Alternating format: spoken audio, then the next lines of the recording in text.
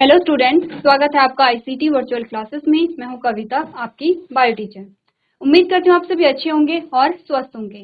तो क्लास हम कंटिन्यू करेंगे अपना चैप्टर जिसका नाम है इम्प्रूवमेंट इन फूड रिसोर्सेज। ठीक है, इस चैप्टर के बारे में हम बात कर रहे थे और ये चैप्टर हम स्टार्ट कर चुके हैं। आपने इस चैप्टर में अभी तक के इंट्रो देखा है और जो इंट्रोडक्टरी पार्ट है उसके बारे में हमने बात की है।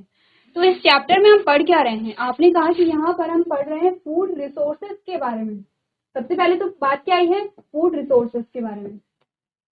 ठीक है, क्या होते हैं फूड रिसोर्सेज? हमने अच्छी तरीके से यहाँ पे डिस्कस किया था। आपने कहा था कि जहां से आपको भोजन प्राप्त हो रहा है, जो स्रोत है आपके भोजन के, वो क्या क्या है? आपने कहा हमारे पास जो प्राकृतिक स्रोत थे या स्रोत हैं वो दो थे। सबसे पहले आपने कहा प्लांट, यानी कि पादप, जिसे आप कह सकते हैं कि आपके भोजन के मुख्य स्रोत जो हैं या प्राथमिक स्रोत जो हैं वो है पादप। और दूसरा आपने कहा था एनिमल, यानी कि जंतु।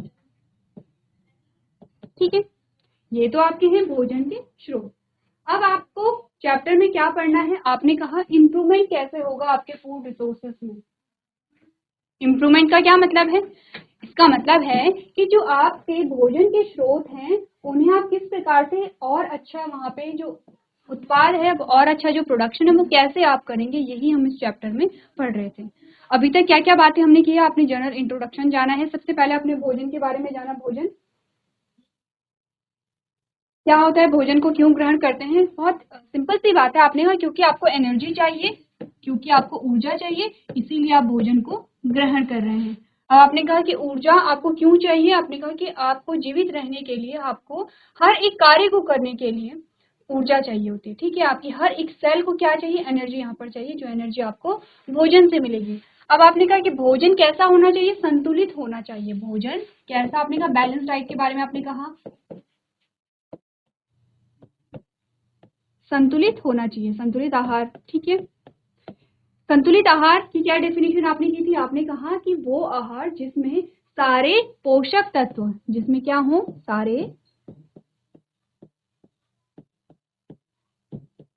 पोषक तत्व शामिल हों, पहली बात। और कैसे हों? उचित मात्रा में हों। ठीक है, दूसरी बात आपने क्या कही? आपने कहा कि सारे पोषक तत्व हों और उचित मात्रा में हों। उसे आप क्या कहते हैं? संतुलित आहार कहते हैं या बैलेंस डाइट कहते हैं। ये बात आप जानते हैं। अब आपने कहा कि पोषक तत्वों की बात आ गई है। न्यूट्रिएंट कौन कौन से होते हैं? आपने कहा दो प्रकार के आपके पास न्यूट्रिएंट आते हैं, मैक्रो न्यूट्रिएंट और माइक्रो न्यूट्रिएंट।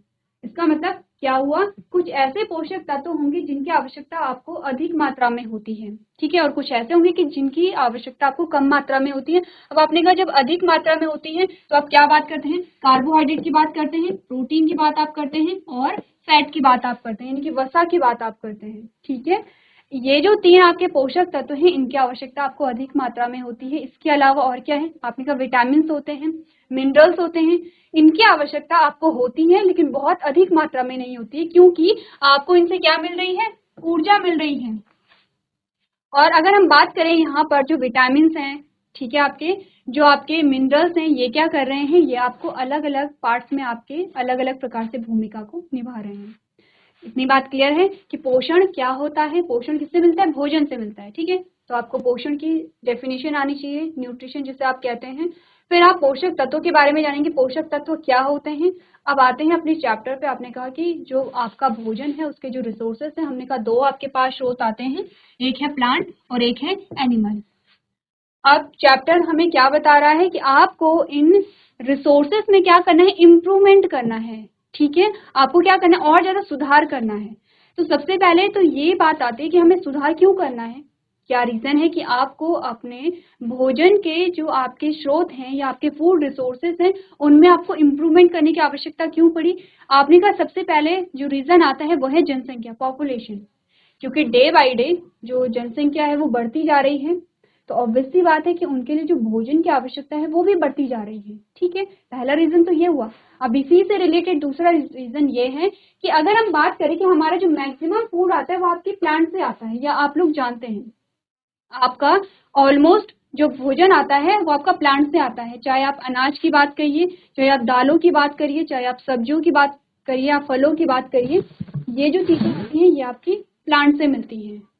अब इन प्लांट्स को ग्रो कराने के लिए आपको क्या चाहिए? भूमि की आवश्यकता होगी, आपको जमीन चाहिए होती है। तो आपके पास लिमिटेड है, ऐसा नहीं है कि आपके पास बहुत सारी जमीन है और आप क्या कर रहे हैं, उत्पादन करते चले जा रहे हैं।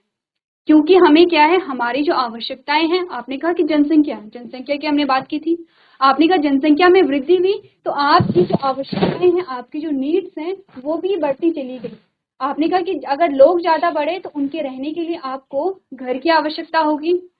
आपने कहा कि पहले एक गांव में क्या थे, 10 घर थे, फॉर एग्जाम्पल 10 घर थे, क्योंकि लोग कम थे। जैसे जैसे साल बीते वैसे वैसे लोग वहां पर बढ़े, अब 10 की जगह 15, 15 की जगह 30 घर बनने लगे। तो घर कहाँ पे बने? जिस भूमि पे आपको क्या करनी थी, खेती करनी थी, जहां पर आपको प्लांट्स को ग्रो कराना था, ठीक है, जहां पर आपको फसलों को उगाना था, अब वहां पर क्या हो गया है, अपने घर बना दिए। अब अपने का घर ज्यादा बने हैं तो ऑब्वियसली बात है कि आपको स्कूल भी चाहिए, ठीक है, आपको हॉस्पिटल भी चाहिए, यहाँ पर बड़ी बड़ी कंपनीज भी बनती हैं, यहाँ पर बहुत सारी दुकानें भी बनती हैं। ये सारी जो चीजें बन रही हैं कहाँ पे बन रही हैं, अपनी कहा भूमि में बन रही हैं। कौन सी भूमि पे? जहां पर कि पहले आप क्या करते थे, खेती करते थे। अब जमीन कम हो रही है, बढ़ने की जगह जमीन क्या हो रही है, कम हो रही है, जनसंख्या बढ़ रही है, और आपको करना क्या है, आपको भोजन की आवश्यकता भी है, आपको भोजन की आवश्यकता आपकी बढ़ती चली जा रही है। इस चैप्टर में आपको ये बताया गया है कि कम भूमि में या कम स्थान पर आपके जो पारंपरिक स्रोत हैं भोजन के, उसमें आप किस प्रकार से क्या करते हैं, इम्प्रूवमेंट करते हैं। ये आपको ये चैप्टर बताता है। क्लियर है इतनी बात कि आपको इस चैप्टर में पढ़ना क्या है? क्योंकि हम इस चैप्टर के एक दो जो लेक्चर हैं वो पढ़ चुके हैं, यहाँ पर आपने काफी सारी चीज यहाँ पर डिस्कस कर चुके हैं, ठीक है। चलिए स्टार्ट करते हैं। सबसे पहले हमने यहाँ पे टॉपिक्स के बारे में बात की कि आप इस चैप्टर में कौन कौन से टॉपिक पढ़ने वाले हैं। सबसे पहले तो इंट्रोडक्शन आपने देखा, जो कि आप ऑलमोस्ट देख चुके हैं, ठीक है। इंट्रोडक्शन आप देख चुके हैं, आपके चैप्टर का जो नाम है उसका इंट्रोडक्शन आप देख चुके हैं कि चैप्टर में आप क्या पढ़ने वाले हैं, क्यों आपको ये पढ़ने की आवश्यकता है, ये भी आपने देखा। सेकेंड हम बात करेंगे सस्टेनेबल एग्रीकल्चर के बारे में, types of crop, improvement in crop yield, manure and fertilisers, bio fertilisers, storage of grains and animal husbandry. इन सारी चीजों के बारे में एक एक करके हम यहाँ पर बात करेंगे। तो इंट्रोडक्शन आपने पढ़ा, इसीलिए हमें क्या है, भोजन की आवश्यकता को पूरा करने के लिए हमें क्या करना पड़ेगा, अपने भोजन का जो प्रोडक्शन है, जो उत्पादन है, उसमें हमें क्या करनी पड़ेगी, वहां पे वृद्धि करनी पड़ेगी। प्रोडक्शन का मतलब क्या होता है, उत्पादन। उत्पादन का मतलब समझते हैं आप लोग?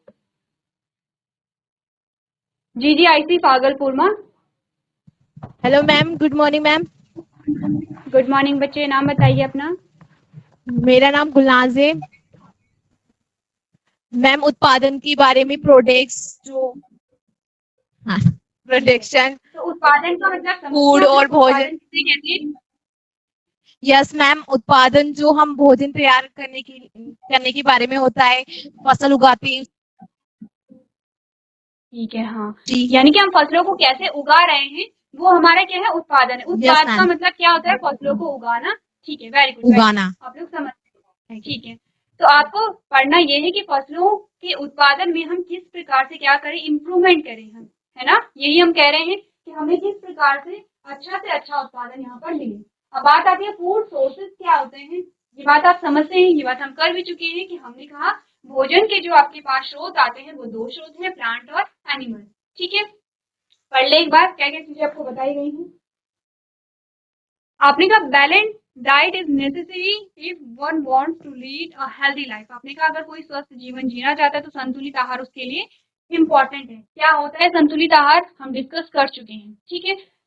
नेक्स्ट आपने क्या बात की, balance diet involve a different carbohydrate, minerals, vitamin, fat and so on. जो बैलेंस डाइट है उसमें आपने जितने भी पोषक तत्व हैं उनमें सारे पोषक तत्व आते हैं, जैसे कि कार्बोहाइड्रेट है, खनिज है, विटामिन है, वसा है, ये सारे इसमें क्या होते हैं, सम्मिलित होते हैं। So how does one ensure that balanced diet is maintained? तो कोई कैसे सुनिश्चित करे कि ये संतुलित आहार बना रहे। आपने कहा the first step is known, where do they come from, so that we can understand the different nutrients proved by that particular items of food। यानी कि सबसे पहले हमें ये जानना पड़ता है कि ये जो पोषक तत्व हैं वो किस प्रकार के भोजन में मिलते हैं। आपको ये कहा है कि अगर हमें स्वस्थ जीवन जीना है तो आपको एक संतुलित आहार लेना पड़ेगा। सेकेंड लाइन में आपको ये कहा गया कि हमें कैसे पता चले कि हमारा जो आहार है वो संतुलित है। तो बहुत सिंपल सी बात है, आपको सारे पोषक तत्वों के नाम बता दिए गए हैं। आपके भोजन में कार्बोहाइड्रेट भी होना चाहिए, तो खनिज भी होने चाहिए, विटामिन होने चाहिए, सारे वसा होना चाहिए, प्रोटीन होना चाहिए। ठीक है, यहाँ पे प्रोटीन नहीं लिखा है, प्रोटीन भी यहाँ पर होना चाहिए। अब आपका संतुलित आहार क्या होता है समझते हैं आप लोग। संतुलित आहार कुछ देर पहले हमने डिस्कस किया था। जीजीआईसी भागलपुर में कितने बच्चों को पता है संतुलित आहार? हैंड रेज कीजिए अपना। चलिए, अब कोई एक बच्चा मुझे इसकी डेफिनेशन बता दीजिए। जीजीआईसी भागलपुर में कोई एक बच्चा मुझे संतुलित आहार की परिभाषा बता दीजिए। कोई बात नहीं, जैसे आपको आती है आप वैसे बता दीजिए। Good morning ma'am. Good morning बच्चे, नाम बताइए अपना। मीनाक्षी। ओके, तो बच्चे संतुलित आहार क्या होता है? ऐसा भोजन जिसमें सभी प्रकार के पोषक तत्व, खनिज, लवण, कार्बोहाइड्रेट, वसा आदि सम्मिलित हो उसे संतुलित आहार कहते हैं। और हमें कैसे पता चलेगा कि कोई आहार हम ले रहे हैं वो संतुलित है या नहीं है? चलिए, आपने बहुत अच्छा आंसर दिया है। बैठ के आप लोग, मैं बताती हूँ आपको। ठीक है, किसी को आंसर करना है? चलिए, तो हमने क्या बात की? हमने कहा संतुलित आहार आप जान गए हैं कि जिसमें सारे पोषक तत्व शामिल हों प्लस उचित मात्रा में शामिल हों। ठीक है, उसे आप क्या कहते हैं? संतुलित आहार कहते हैं। अब कोई संतुलित आहार है वो कैसे पता चलेगा? उसके लिए आपको ये पता होना चाहिए कि जो पोषक तत्व हैं उसके क्या स्रोत आपके पास है। जैसे कि आप खाना खा रहे हैं, आपने चावल लिए, आपने दाल भी ली, आपने थोड़ी सब्जी भी ली वहां पर, ठीक है, आपने सैलेड भी लिया। अब आपको ये पता होना चाहिए कि आपके चावल में कौन सा पोषक तत्व पाया जा रहा है, जो दाल है वहां पर उसमें कौन सा पोषक तत्व पाया जा रहा है। अगर आपको सारी चीजें पता है तो आपको ये पता है कि इस टाइम पे आपने कौन कौन से पोषक तत्वों को ग्रहण किया है। ठीक है, तो इसी प्रकार से आप क्या कर सकते हैं? पता लगा सकते हैं कि कौन यहाँ पर संतुलित आहार है और कौन नहीं है। इंट्रोडक्शन में आपको यही बताया गया है कि जो यहाँ पर पोषक तत्व होते हैं हमारे स्वास्थ्य के लिए क्या होते हैं? इंपॉर्टेंट होते हैं। प्लस आपने कहा कि अगर हमें यहाँ पर फसल के बारे में अगर हम बात करें या हम प्लांट्स के बारे में बात करें जो हमें भोज्य पदार्थ को प्रदान कर रहे हैं, आपने कहा कि हर एक प्लांट को ग्रो होने के लिए, हर एक प्लांट की वृद्धि के लिए वहां पर एक वातावरण होना चाहिए। ऐसा नहीं है कि आपने किसी भी सीजन में कोई भी प्लांट बो दिया है। हर एक प्लांट के लिए एक पर्टिकुलर सीजन होता है जो कि हमें पता होना चाहिए, तभी हम वहां पर पैदावार अच्छी वहां पर कर सकेंगे। ठीक है, नेक्स्ट हमने बात की थी successful crop production depend upon many factors सच है। हमने कहा कि अगर हम यहाँ पर क्या कर रहे हैं, किसी फसल को उगा रहे हैं, तो वो किन किन फैक्टर पर निर्भर करता है कि वहां पे प्रोडक्शन यानी कि उत्पादन बहुत अच्छा हो। सबसे पहले आपने कहा कि हमें फसलों के बारे में जानकारी होनी चाहिए। कैसी जानकारी होनी चाहिए? कि वो जो फसल है उस फसल में होने वाला जो पौधा है, ठीक है, फसल का मतलब क्या है कि बहुत सारे एक ही जो नस्ल के जो पौधे होते हैं उसे आप फसल वहां पर कह दे रहे। तो आपने कहा जो फसल है, फसल के जो पौधे हैं, हमें ये पता होना चाहिए कि वो किस प्रकार की जलवायु में कितना उन्हें पानी की आवश्यकता है, वहाँ पे कितना टेम्परेचर वहाँ पे चाहिए, कितनी ह्यूमिडिटी वहाँ पर होनी चाहिए। यानी कि आपको इतना पता होना चाहिए किस मौसम में आपको कौन सी फसल बोनी है, उसे पानी की कितनी आवश्यकता है। ठीक है, प्लस आपको उपज बढ़ाने के लिए प्रत्येक कारक का संशोधन एवं प्रबंधन वहां पर आना चाहिए। ये सारी चीजें हम डिस्कस कर चुके हैं, इसीलिए बहुत ज्यादा डिटेल में हम यहाँ पर नहीं जाएंगे। ठीक है, ये आपका क्या चल रहा है? रिवीजन चल रहा है। चलिए, अब आपको क्या कुछ एग्जाम्पल दिए गए हैं। आपने कहा कुछ ऐसी फसल जो रेनी सीजन में उगती हैं।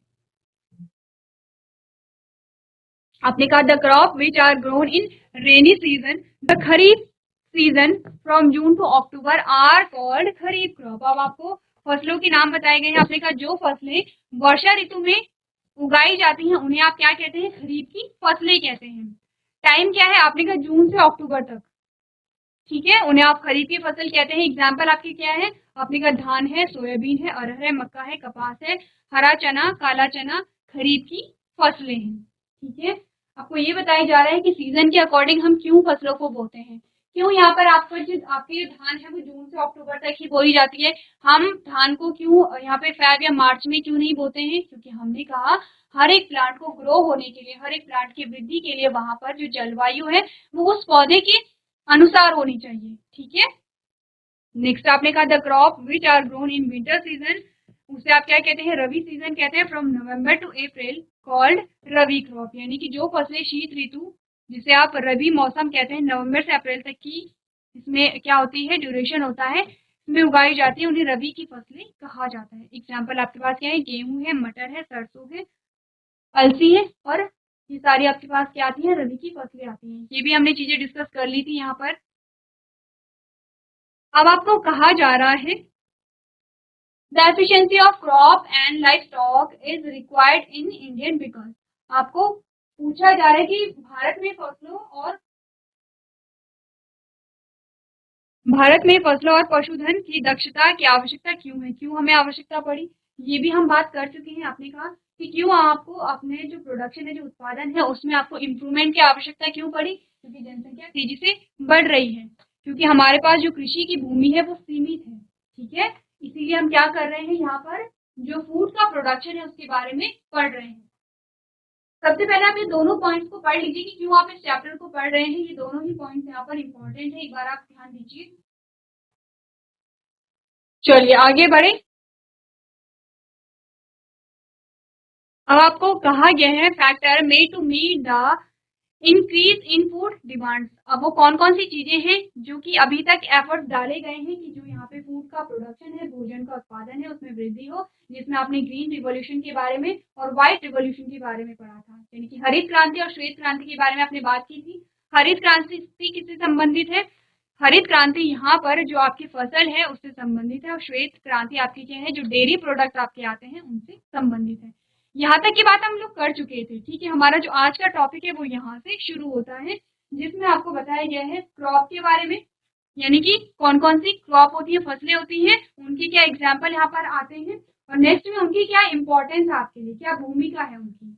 सबसे पहले हम बात करेंगे सीरियल्स के बारे में, यानी कि हम बात करेंगे अनाज के बारे में। अनाज कौन कौन से आपके पास आते हैं, व्हीट, राइस, मेज, मिलेट, सोरगम, ठीक है। जो आप कहते हैं, जो आपके पास धान आते हैं, आपके पास गेहूं आते हैं, आपके पास मेज जो आता है, वो सारे आपके क्या है, सीरियल्स है, अनाज है।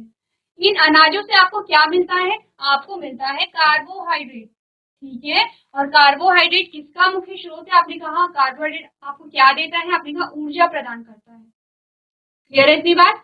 नेक्स्ट आपने क्या बात की, आपने कहा अब बात करते हैं पल्सेस की, यानी कि दालों की। दाल कौन कौन सी आपके पास आती है, ग्राम है, ब्लैक ग्राम है, ग्रीन ग्राम है, पिजन है, पी है, और लेंटिल है। जितनी भी दालें आप लोग खाते हैं उन दालों से आपको क्या मिलता है, प्रोटीन मिलता है। अब आप लोग समझ रहे हैं, जब आपसे पूछा जाए कार्बोहाइड्रेट का क्या स्रोत है, आप कहेंगे अनाज, जो भी अनाज आप यूज कर रहे हैं, ठीक है। ये जो टेबल मैंने यहाँ पे आपको बताई है, इसे नोट कीजिए अपनी कॉपी में सारे बच्चे,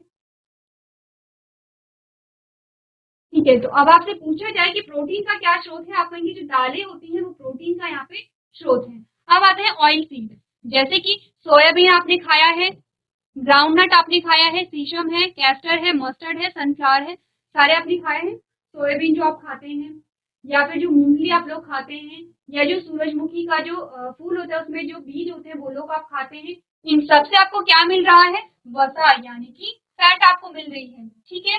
अब कुछ वेजिटेबल्स और कुछ स्पाइसेस और फ्रूट्स यहाँ पर आते हैं, ठीक है। कुछ मसाले और कुछ फल यहाँ पर आते हैं। आपने कहा कैरेट, सिनेमॉन, ऑरेंज और स्पिनिच, क्या क्या मिलते हैं आपको, मिनरल्स मिलते हैं इनसे, विटामिन मिलते हैं, स्मॉल अमाउंट ऑफ कार्बोहाइड्रेट और प्रोटीन भी आपको इनमें से मिलते हैं, ठीक है।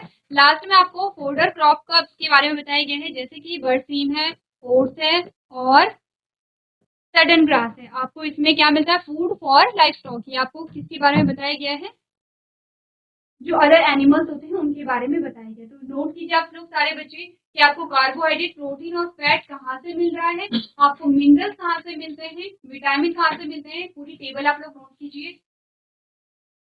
चलिए, तो आप लोगों ने नोट कर लिया होगा। अब हम बात करेंगे फसलों के बारे में। आपने दो प्रकार की फसलें पढ़ी थी, रबी और खरीफ की फसल। अब यहाँ पर आपको टेबल बताई गई है, टेबल आप लोग ऐसी बनाएंगे जिससे कि आपको बहुत अच्छे से यहाँ पर याद रह जाएगा। आपने कहा कि क्रॉप के क्या नाम है, आपने कहा खरीफ की है, रबी की है, और जैद की फसल है, ठीक है। दूसरे कॉलम में आपको बताया गया कि किस सीजन में उगाई जाती है, जून से लेकर के अक्टूबर में रबी की फसल उगाई जाती है। एग्जाम्पल आपके राइस है, मेज है, और मिलेट्स है, ठीक है। रबी की फसल में आपने कहा विंटर में उगाई जाती है, नवंबर से लेके अप्रैल तक। आपने कहा सोयाबीन है, पिजन पी है और व्हीट है, यानी कि आपने रबी की फसलों के एग्जाम्पल ये देखे। अब जैद की फसल है जो समर में उगाई जाती है, जिसमें मार्च टू जून है, जिसमें शुगर केन आता है यानी कि गन्ना आता है, वाटरमेलन आता है, तरबूज और कुकुम्बर यानी कि खीरा। चलिए ये जो टेबल है आपके पास वो नोट कीजिए आप लोग। चलिए अब हमारा जो नेक्स्ट टॉपिक है वो स्टार्ट होता है, जिसमें आप पढ़ेंगे क्रॉप वैरायटी इंप्रूवमेंट के बारे में। यानी कि फसल को, अब आपका जो पोर्शन होता है, आपका जो चैप्टर है उसका इम्पोर्टेंट पार्ट यहाँ से शुरू होता है। आपने कहा कि इस चैप्टर में हम पढ़ने वाले हैं कि किस प्रकार से आप अपने क्रॉप प्रोडक्शन यानी कि जो फसलों का जो उत्पादन है उसमें सुधार करेंगे। साथ ही साथ हमने ये भी बात की थी कि हमारे पास जो भूमि है वो सीमित है, बहुत ज्यादा आपके पास भूमि नहीं है, आपको उसी सीमित भूमि में अपना जो प्रोडक्शन है वो आपको क्या करना है, बढ़ाना है, अच्छा करना है। प्लस हमने कहा था कि यहाँ पर क्वालिटेटिव और क्वांटिटेटिव दोनों ही सुधार आने चाहिए, यानी कि उत्पादन बढ़े लेकिन उसमें जो वैरायटी है, जो उसकी क्वालिटी है वो भी अच्छी रहे। ठीक है, आपको क्या होना चाहिए कि जो वहां पर आपको उत्पाद मिला है उसकी क्वालिटी भी अच्छी हो और वो अच्छी मात्रा में आपको यहाँ पर मिले। तो ऐसा कैसे पॉसिबल हो सकता है कि जो लिमिटेड आपके पास भूमि है, सीमित भूमि है, उसमें आप उत्पादन को बढ़ा सके। आपने कहा एक तरीका है जिसमें आप करते हैं संकरण। संकरण द्वारा आप क्या कर सकते हैं, जो फसल है, फसल का जो उत्पादन है उसमें आप वृद्धि कर सकते हैं। अब संकरण का क्या मतलब हुआ, आपने कहा संकरण का अर्थ होता है मिक्सिंग करना। ठीक है, मिक्सिंग करना। फॉर एग्जाम्पल आप मान लीजिए कि यहाँ पर जो नस्लें हैं, जो वैरायटी है, चावल की वैरायटी ले लेते हैं, जो धान है धान की वैरायटी ले लेते हैं। आपने कहा धान की एक वैरायटी है ए और दूसरी वैरायटी है बी। दो अलग अलग वैरायटी है धान की। आपने चावल अलग अलग प्रकार के देखे होंगे, कुछ मोटे देखे होंगे, कुछ आपने बारीक देखे होंगे, अलग अलग प्रकार के होते हैं, अलग अलग वैरायटी होती है। आपने कहा चावल की एक वैरायटी थी ए और एक थी बी। अब ए में क्या हो रहा था, ए जो चावल की वैरायटी है उसमें उत्पादन तो अच्छा हो रहा था। ठीक है, उत्पादन तो क्या है, अच्छा हो जा रहा था।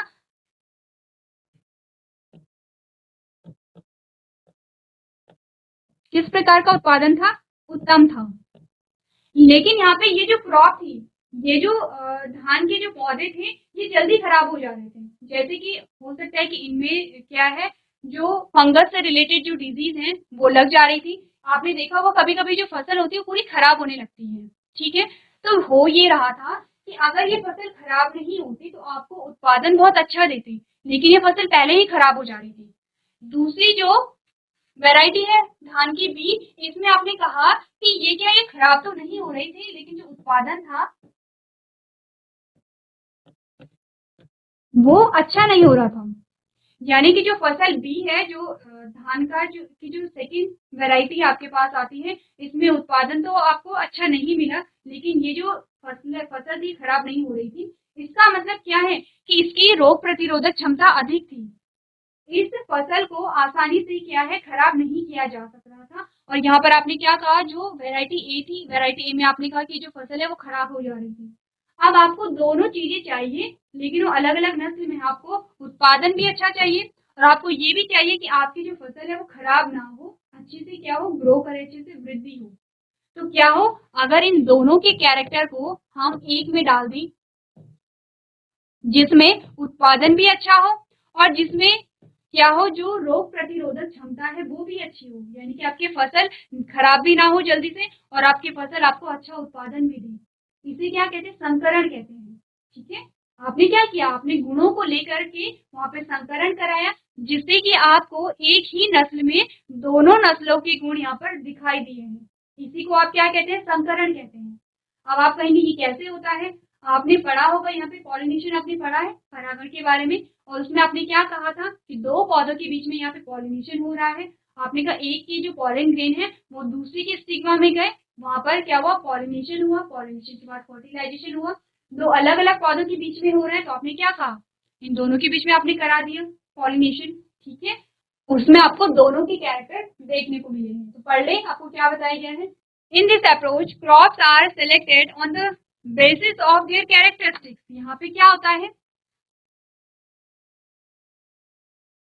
सबसे पहले इस प्रोसेस में आप क्या कराते हैं, जो क्रॉप है, जो फसलें हैं, उनके गुणों के आधार पर आप उन्हें सेलेक्ट करते हैं। जैसे कि आपने इन दोनों को सेलेक्ट किया, आपने कहा इसे क्यों सेलेक्ट किया, क्योंकि उत्पादन अच्छा हो रहा था। ई से क्यों सेलेक्ट किया? क्योंकि यहाँ पर ये फसल जल्दी खराब नहीं हो रही थी, ठीक है, ये फसल खराब नहीं हो रही थी। नेक्स्ट आपने क्या कहा? For instance how well they can respond to fertilizers, can they produce high yield, how they resist disease and so on. आपने कहा कैरेक्टर क्या क्या हो सकते हैं? आपने कहा हम देखेंगे कि इनमें उत्पादन कैसा हो रहा था, हम देखेंगे कि क्या इनमें जल्दी से कोई बीमारी तो नहीं लगती है। अब डेफिनेशन आपके पास आती है, आपने कहा क्रॉप इंप्रूवमेंट बाय हाइब्रिडाइजेशन, यानी कि संकरण द्वारा फसलों में सुधार। Hybridization refers to crossing between genetically dissimilar plant, यानी कि संकरण से तात्पर्य आनुवंशिक रूप से विभिन्न पौधों के बीच संकरण से है। आनुवंशिक रूप से दोनों अलग अलग है? बिल्कुल अलग अलग है, क्योंकि आपने कहा कि दोनों के गुण ही हमें बता रहे हैं कि अलग अलग है, ठीक है, क्लियर है इतनी बात?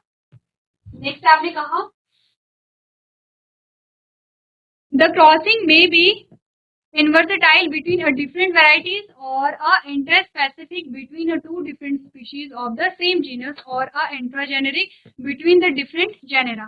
यानी कि आपने कहा कि ये जो क्रॉस हम करा रहे हैं ये विभिन्न किस्मों के बीच हो सकती है, या एक ही जीनस के दो अलग अलग प्रजातियों के बीच हो सकती है, या फिर अलग अलग जेनरा के बीच में हो सकती है, ठीक है, क्योंकि हमें देखना क्या है कि क्वालिटी भी अच्छी हो और क्वांटिटी भी अच्छी हो। तो क्लियर है इतनी बात कि संकरण किसे कहते हैं? आपको समझना है क्या है संकरण किसे कहते हैं, वो ज्यादा इंपॉर्टेंट टॉपिक आपके पास आता है। आज की जो सेशन है उसमें हम इतना ही करेंगे, इससे आगे हम डिटेल में जानेंगे कि जो संकरण हो रहा है वो किस प्रकार से हुआ होगा, ठीक है, कैसे आपने कहा कि ये जो आपके पास नई जो वेराइटी आई है उसमें कैसे ए के भी गुण आए और बी के भी गुण आए, इस बारे में हम डिटेल में यहाँ पर डिस्कस करेंगे। तो आज के सेशन में हम इतना ही करेंगे। अभी तक क्लास में बने रहने के लिए आपका धन्यवाद।